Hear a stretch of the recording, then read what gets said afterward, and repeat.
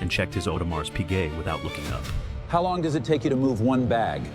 I have a board call in 40 minutes. Walter was 67, uniform worn soft at the shoulders, shoes that had memorized every seam in this floor. He set both hands on the cart, unhurried, and met Preston's eyes without apology or nerves. Just the calm of a man who had nothing left to prove to anyone. I'll take good care of you, sir. Preston glanced at Travis and laughed under his breath. $400 a night. He straightened his Brioni lapels. I'll carry my own bags. He grabbed his handle and walked off across a floor he didn't know he was a guest on. 30 minutes later, Preston was back at the desk, room key dead. He set it down without a word. Travis stood 2 steps behind, very still. Sandra looked at her screen. Mr. Preston, there was a system update this afternoon. Your key needs to be reissued. She typed once.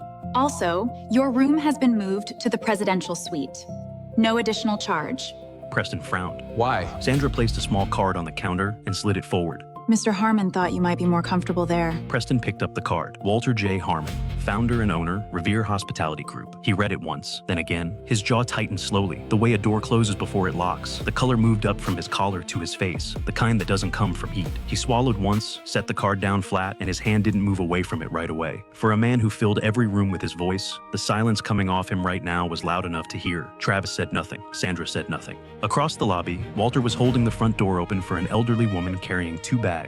He took them both from her hands without being asked, said something quiet that made her laugh, and walked her slowly toward the desk. No rush, no performance. Just a man in a worn uniform treating a stranger like she was the most important person in the building, because right now, to him, she was. Preston watched him for a moment he clearly hadn't planned on. He picked up his own bag quietly, walked to the elevator, pressed the button and stood facing the closed doors. Behind him, without turning around, Walter spoke.